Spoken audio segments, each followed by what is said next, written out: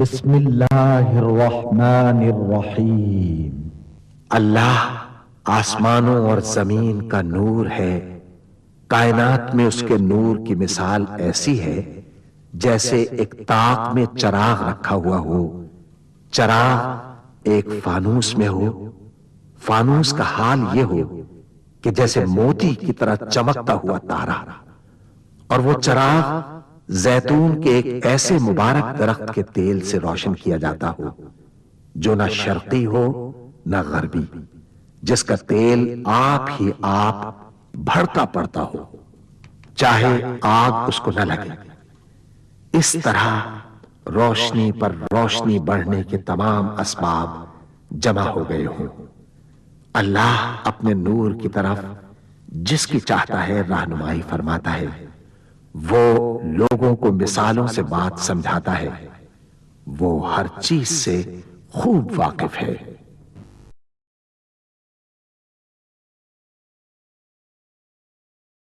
العظمت للہ، بڑائی صرف اللہ کے لیے ہے، سب تعریف اللہ کے لیے جو تمام جہانوں کا پالنے والا ہے۔ اللہ تعالی پاک ہے اور سب تعریفیں اللہ ہی کے لیے ہیں، اور اللہ تعالی کے سوا کوئی عبادت کے لائق نہیں۔ اللہ سب سے بڑا ہے، اور نہیں طاقت نیکی کی اور نہ گناہ سے بچنے کی مگر سوائے اللہ کی مدد سے، جو بہت بلند شان اور بڑی عظمت والا ہے۔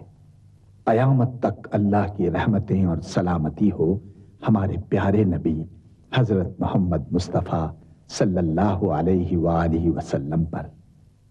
اللہم صلی علی محمد وعلی آل محمد کما صلیت علی ابراہیم وعلی آل ابراہیم انک حمید مجید۔ اللہم بارک علی محمد وعلی آل محمد کما بارکت علی ابراہیم وعلی آل ابراہیم انک حمید مجید۔ سورہ بنی اسرائیل میں اللہ تعالیٰ کا ارشاد ہے، کہہ دو کہ اگر انسان اور جن سب کے سب مل کر اس قرآن جیسی کوئی چیز لانے کی کوشش کریں تو نہ لا سکیں گے، چاہے وہ سب ایک دوسرے کے مددگار ہی کیوں نہ ہوں۔ اللہ سبحانہ و تعالیٰ کا ارشاد ہے، ہم نے اس قرآن کو نصیحت کے لیے آسان ذریعہ بنا دیا ہے، پھر کیا ہے کوئی نصیحت قبول کرنے والا؟ سورہ محمد میں اللہ تعالیٰ کا ارشاد ہے، کیا یہ لوگ قرآن میں غور نہیں کرتے یا ان کے دلوں پر قفل پڑے ہوئے ہیں؟ آپ کی خدمت میں قرآن مجید کی تلاوت الشیخ یاسر الدوسری کی آواز میں پیش کی جا رہی ہے۔ اعوذ باللہ من الشیطان الرجیم، بسم اللہ الرحمن الرحیم۔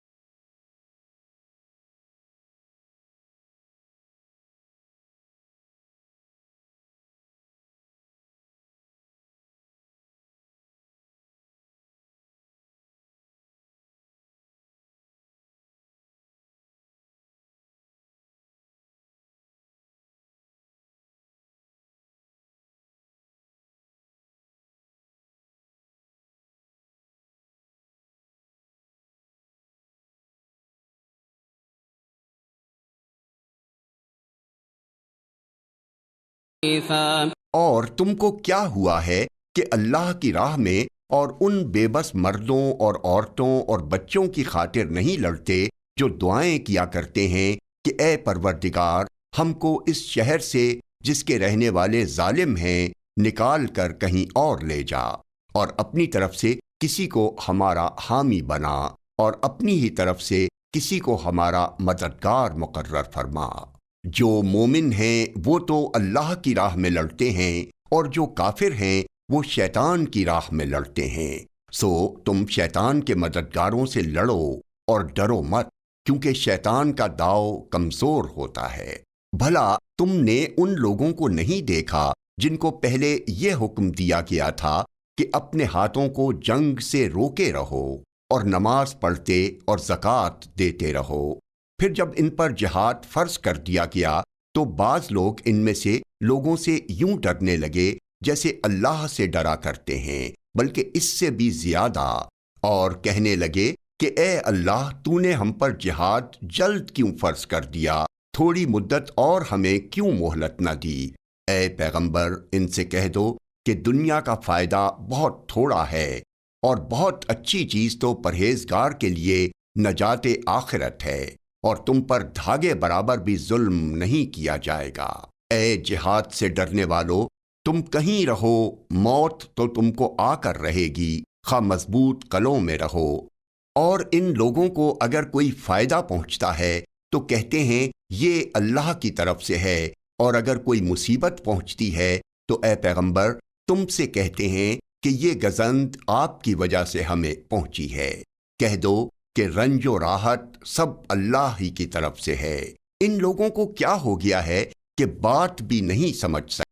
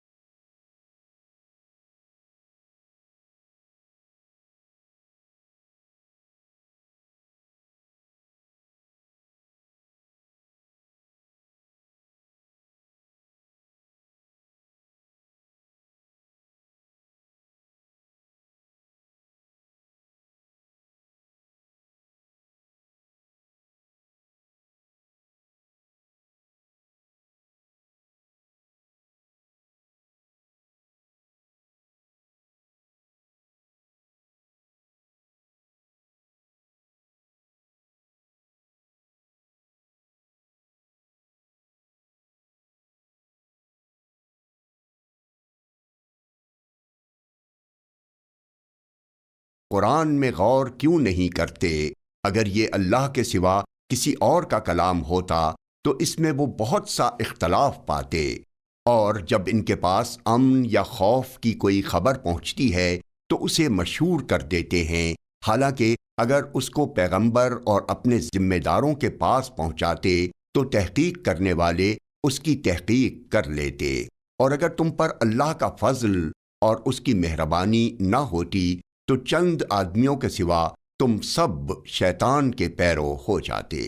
سو اے پیغمبر، اللہ کی راہ میں لڑو، تم اپنے سوا کسی کے ذمہ دار نہیں ہو، اور مومنوں کو بھی ترغیب دو، قریب ہے کہ اللہ کافروں کی لڑائی کو بند کر دے، اور اللہ شدید ترین جنگ کرنے والا ہے، اور سزا دینے کے لحاظ سے بھی بہت سخت ہے۔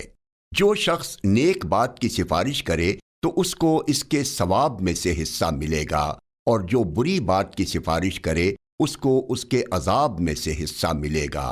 اور اللہ ہر چیز پر قدرت رکھتا ہے۔ وَإِذْ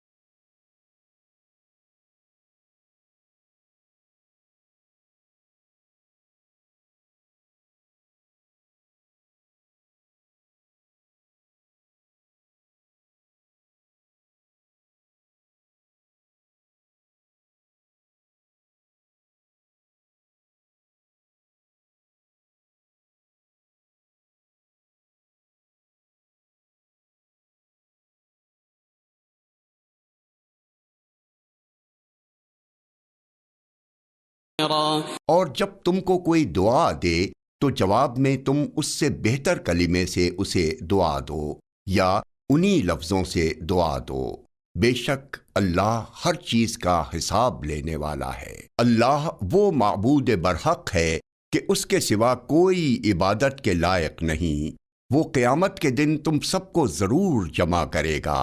اور اللہ سے بڑھ کر بات کا سچا کون ہوگا؟ اب کیا سبب ہے کہ مسلمانوں تم منافقوں کے بارے میں دو گروہ بن گئے ہو، حالانکہ اللہ نے ان کو ان کے کرتوتوں کے سبب اوندھا کر دیا ہے؟ کیا تم چاہتے ہو کہ جس شخص کو اللہ نے گمراہ رہنے دیا ہے اس کو رستے پر لے آؤ، اور جس شخص کو اللہ گمراہ رہنے دے تم اس کے لیے کبھی بھی رستہ نہیں پاؤ گے؟ وہ تو یہ چاہتے ہیں کہ جس طرح وہ خود کافر ہیں اسی طرح تم بھی کافر ہو کر سب برابر ہو جاؤ، تو جب تک وہ اللہ کی راہ میں وطن نہ چھوڑ جائیں ان میں سے کسی کو دوست نہ بنانا، اگر ترک وطن کو قبول نہ کریں تو ان کو پکڑ لو اور جہاں پاؤ قتل کر دو، اور ان میں سے کسی کو اپنا رفیق اور مددگار نہ بناؤ۔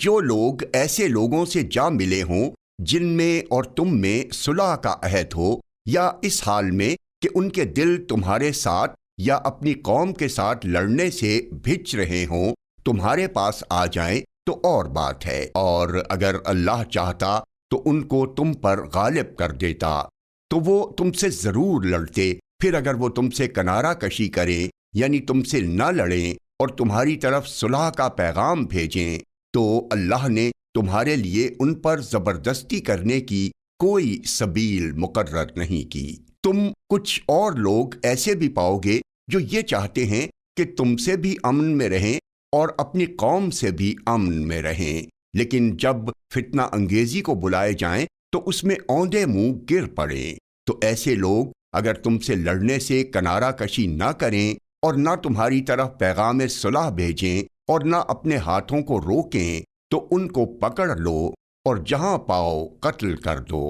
اور انہی لوگوں کے مقابلے میں ہم نے تمہیں کھلی چھوٹ دے دی ہے۔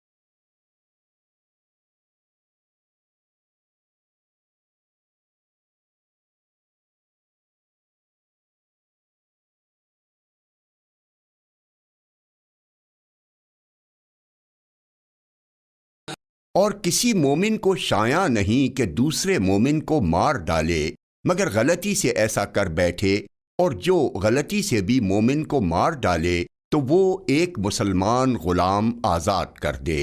اور مقتول کے وارثوں کو خوں بہا بھی دے، مگر یہ کہ وہ معاف کر دیں۔ پھر اگر مقتول تمہارے دشمنوں کی جماعت میں سے ہو اور وہ خود مومن ہو تو صرف ایک مسلمان غلام آزاد کرنا چاہیے، اور اگر مقتول ایسے لوگوں میں سے ہو جن میں اور تم میں صلح کا عہد ہو تو وارثان مقتول کو خوں بہا دینا اور ایک مسلمان غلام آزاد کرنا چاہیے، اور جس کو یہ میسر نہ ہو وہ متواتر 2 مہینے کے روزے رکھے۔ یہ کفارہ اللہ کی طرف سے قبول توبہ کے لیے ہے، اور اللہ سب کچھ جانتا ہے، بڑی حکمت والا ہے۔ اور جو شخص کسی مسلمان کو قصداً مار ڈالے گا تو اس کی سزا دوزخ ہے، جس میں وہ ہمیشہ جلتا رہے گا، اور اللہ اس پر غضبناک ہوگا اور اس پر لعنت کرے گا، اور ایسے شخص کے لیے اس نے بڑا سخت عذاب تیار کر رکھا ہے۔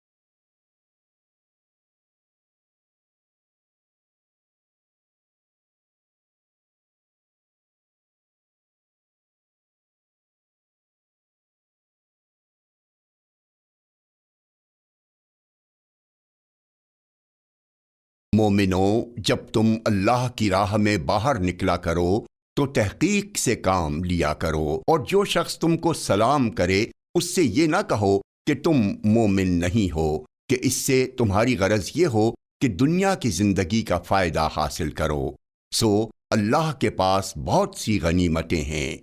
تم بھی تو پہلے ایسے ہی تھے، پھر اللہ نے تم پر احسان کیا، چنانچہ آئندہ تحقیق کر لیا کرو۔ بے شک جو عمل تم کرتے ہو اللہ کو سب کی خبر ہے۔ جو مسلمان گھروں میں بیٹھ رہتے اور لڑنے سے جی چراتے ہیں اور کوئی عذر نہیں رکھتے، وہ اور اللہ کی راہ میں اپنے مال اور جان سے جہاد کرنے والے دونوں برابر نہیں ہو سکتے۔ مال اور جان سے جہاد کرنے والوں کو بیٹھ رہنے والوں پر اللہ نے درجے میں فضیلت بخشی ہے، اور بہترین انجام کا وعدہ اللہ نے سب سے کیا ہے، اور اجر عظیم کے لحاظ سے اللہ نے جہاد کرنے والوں کو بیٹھ رہنے والوں پر کہیں فضیلت بخشی ہے، یعنی اللہ کی طرف سے درجات میں اور بخشش میں اور رحمت میں، اور اللہ بڑا بخشنے والا ہے، بڑا مہربان ہے۔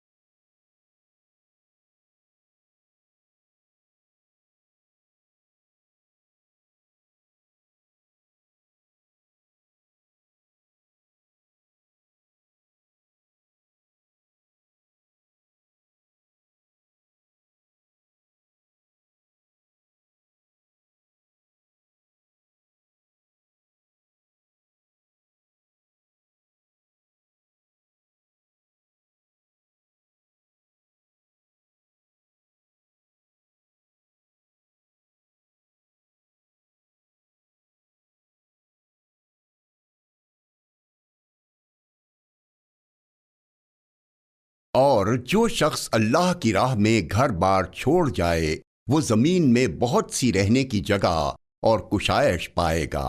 اور جو شخص اللہ اور اس کے رسول کی طرف ہجرت کر کے گھر سے نکل جائے پھر اس کو موت آ پکڑے تو اس کا ثواب اللہ کے ذمے ہو چکا، اور اللہ بخشنے والا ہے، بڑا مہربان ہے۔ اور جب تم سفر کو جاؤ تو تم پر کچھ گناہ نہیں کہ نماز کو کم کر کے پڑھو، بشرطے کہ تم کو خوف ہو کہ کافر لوگ تم کو ستائیں گے، بے شک کافر تمہارے کھلے دشمن ہیں۔ اور اے پیغمبر جب تم ان مجاہدین کے لشکر میں ہو اور ان کو نماز پڑھانے لگو تو چاہیے کہ ان کی ایک جماعت تمہارے ساتھ مسلح ہو کر کھڑی رہے، جب وہ سجدہ کر چکیں تو تم سے پیچھے چلے جائیں، اور دوسری جماعت جس نے نماز نہیں پڑھی ان کی جگہ آئے اور ہوشیار اور مسلح ہو کر تمہارے ساتھ نماز ادا کرے۔ کافر تو چاہتے ہی ہیں کہ تم ذرا اپنے ہتھیاروں اور سامان سے غافل ہو جاؤ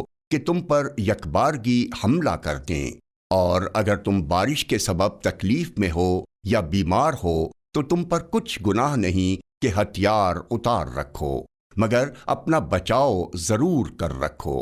اللہ نے کافروں کے لیے ذلت کا عذاب تیار کر رکھا ہے۔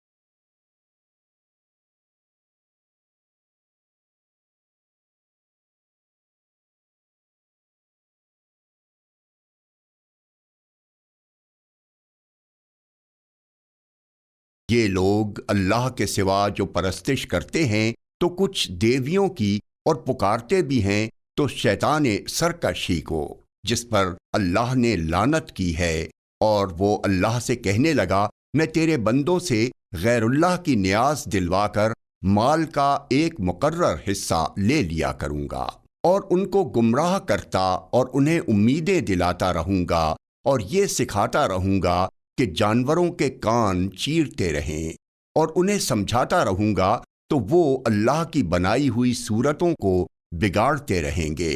اور جس شخص نے اللہ کو چھوڑ کر شیطان کو دوست بنایا وہ صاف صاف گھاٹے میں رہا۔ وہ ان کو وعدے دیتا ہے اور امیدیں دلاتا ہے، اور جو کچھ شیطان انہیں وعدے دیتا ہے وہ دھوکہ ہی دھوکہ ہے۔ ایسے لوگوں کا ٹھکانہ جہنم ہے، اور وہ وہاں سے کوئی راہ فرار نہیں پا سکیں گے۔ اور جو لوگ ایمان لائے اور نیک کام کرتے رہے ان کو ہم بہشتوں میں داخل کریں گے جن کے نیچے نہریں جاری ہیں، وہ ہمیشہ ہمیشہ ان میں رہیں گے۔ یہ اللہ کا سچا وعدہ ہے، اور اللہ سے زیادہ بات کا سچا کون ہو سکتا ہے؟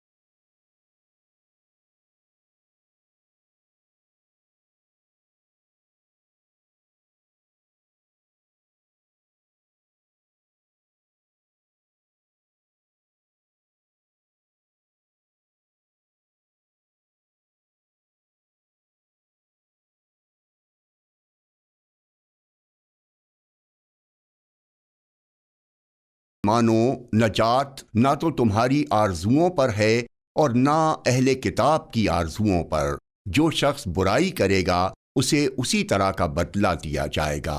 اور وہ اللہ کے سوا نہ کسی کو حمایتی پائے گا اور نہ مددگار۔ اور جو نیک کام کرے گا، مرد ہو یا عورت، جبکہ وہ صاحب ایمان بھی ہو، تو ایسے لوگ بہشت میں داخل ہوں گے، اور ان کی تل برابر بھی حق تلفی نہ کی جائے گی۔ اور اس شخص سے اچھا کس کا دین ہو سکتا ہے جس نے اللہ کے آگے سر جھکا دیا، اور وہ نیکوکار بھی ہے، اور ابراہیم کے دین کا پیرو ہے، جو یکسو یعنی ایک اللہ کے ہو رہے تھے۔ اور اللہ نے ابراہیم کو اپنا دوست بنایا تھا، اور آسمان اور زمین میں جو کچھ ہے سب اللہ ہی کا ہے، اور اللہ ہر چیز کا احاطہ کیے ہوئے ہے۔ اے پیغمبر، لوگ تم سے یتیم عورتوں کے بارے میں فتویٰ طلب کرتے ہیں، کہہ دو کہ اللہ تم کو ان کے ساتھ نکاح کرنے کے معاملے میں اجازت دیتا ہے، اور جو حکم اس کتاب میں پہلے دیا گیا ہے وہ ان یتیم عورتوں کے بارے میں ہے جن کو تم ان کا حق تو دیتے نہیں اور خواہش رکھتے ہو کہ ان کے ساتھ نکاح کر لو، اور نیز بیچارے بےکس بچوں کے بارے میں، اور یہ بھی حکم دیتا ہے کہ یتیموں کے بارے میں انصاف پر قائم رہو، اور جو بھلائی تم کرو گے تو بے شک اللہ اس کو جانتا ہے۔